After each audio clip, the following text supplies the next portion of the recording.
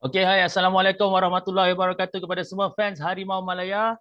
Alhamdulillah hari ini kita berjumpa lagi untuk satu lagi sesi bersama Ketua Jurulatih KL City FC iaitu Bojan Hodak. How are you, coach? Fine, how are you? Yeah, I'm great. I'm always great when I have time with you. So how Uzbekistan, coach? Okay, we lucky there is no cold. It's cold only during the night, but it's around 12 degrees. They expect tonight will be 6 degrees, but during the day temperature is around 20. There is no rain, there is no snow. It's sunny every day, so guys adapt.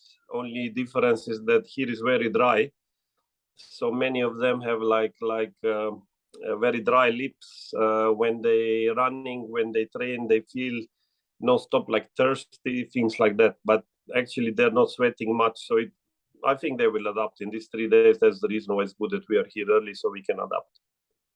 Okay, before we go far about KL City preparation for AFC Cup, as a coach which have experience in Indonesian football, I believe you feel very strongly about the incident that happened to Indonesia in Malang, yeah?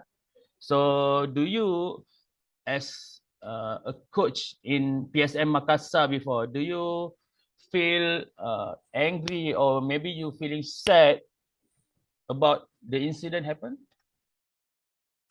First thing, I must tell you that everywhere in the world they are fighting. People are struggling to bring fans to the stadium, and Indonesia is one of the countries that they don't have this problem. They actually cannot bring the people to the stadium. So fans are there, fanatics fans are there. Every match, if they can, they will. If you have stadiums that are double capacity, they will also go for a stadium, especially when it's derby games. And I must be honest, there was some problem in organization. Now, somewhere they said that there was much more fans than should be there. They sell more tickets than possible. Somewhere they talking police didn't react. I don't know what is the truth, but at the end it's very sad what's happened in the football, because football need to be a game where people actually enjoying with the families to go to the stadium, support the team. And what's happened after that is really sad for football, especially for Indonesian football. They need to find out what's happened. They need to probably organize this better. But at the end, I just hope they will not stop football, because all these people still want to go. They were during COVID 16 months, there was no any football. And now they are starting to go to the stadium. Momentum is again there. This is good for Indonesia. This is good for Southeast Asian football. So I just hope, this is a sad story, but I just hope that they will fix it really quickly.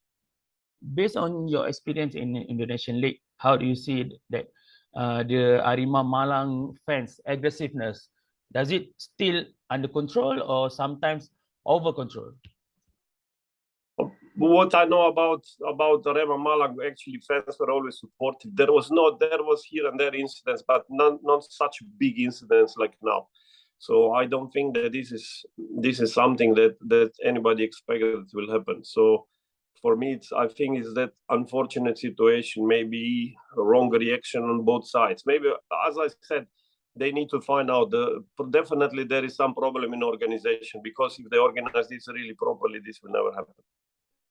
As you said, that the problem in the organization, we saw that lack of preparation for emergency acts, something like that. I think it's something that we can avoid, right? What do you comment on that? I think if you see the look in Europe, they also have problem with hooliganism, with fans, with fighting. But now in Europe, you see that they remove all fencing, and there are still incidents. There still incidents happen, but its organization is much better, and there are not big incidents like this. And especially when somebody died, then this is big failure in organization. So, but as I said, most important is, look, it's sad stories for these fans, for their families. But the only thing is for football, for future, keep going with the matches.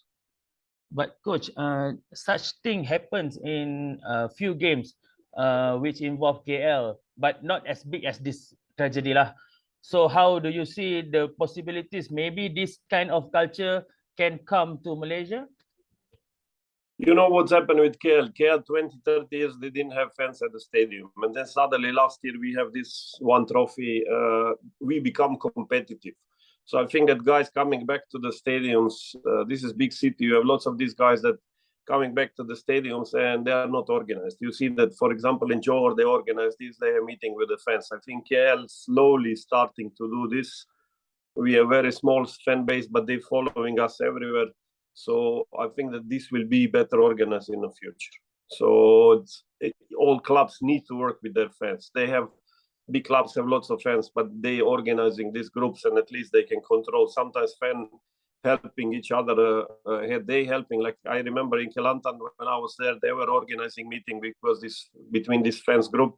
And at the end, Kelantan before there was incidents, but then once they start, these basically fans between themselves, they were doing all good things. They were organizing. They were telling each other what to do, what not to do. And you see that Kelantan after that never had any incidents. So I think that this is a good example. I think that KL is also working on it, and that very soon it will look better. Wow, results coming, fans also will come more and more. Numbers will be there, and they also need to be organized and they need to know what they can follow, which rules. I don't think that this should be issue. I agree when you say that the organization should organize their fans, all right? But things happen. So let's say FIFA or FC taking any action on PSSI. Do you think it's fair for them to take the chance of hosting maybe Asia Cup, Under 23 Cup? This is very difficult now to say because, as I said before, first they need to find out what's really happened. Why this all happened? Yeah, this is also combination of lots of things. Maybe reaction of fans, reaction of police, organization. Maybe if tickets were really sold in more than should be. So there is lots of things, but this one we don't know at the moment. They need to find out what's that, and they need to make sure that this never happen in the future. FIFA and AFC definitely are always strict, but I think that they will react only when they see reaction of the PSSI. And then one thing, remember just now you said the things always happen. Yes, there, but it's isolated and it's individual or problems with the small groups. This is different. Based on your experience in Europe, maybe, because a lot of people condemn the action taken by security team, which spray the tear gas instead of water cannon. This caused the crowd become more panic and bad things happen. What is your comment on that? I think that somewhere I read that, and even one of my friends told that FIFA actually doesn't allow using weapons or tear gas in the stadium. They strongly ban this. So, but then you don't know. This one, maybe securities need to explain why they use this. You know, maybe they were feeling that they are in life danger. So this is, as I said, the best thing is they need to find out more about it. Maybe you have some special message to Indonesian fans out there? Look, I hope just tragedies like this actually helping people in the future to organize better, to understand danger of all these actions. So I think that in the future you can expect that between the fans of all clubs there will be better organization and understanding when they do to football. So football is supposed to be a game that make friends, you know, and that connect people and not that dangerous things like this happen.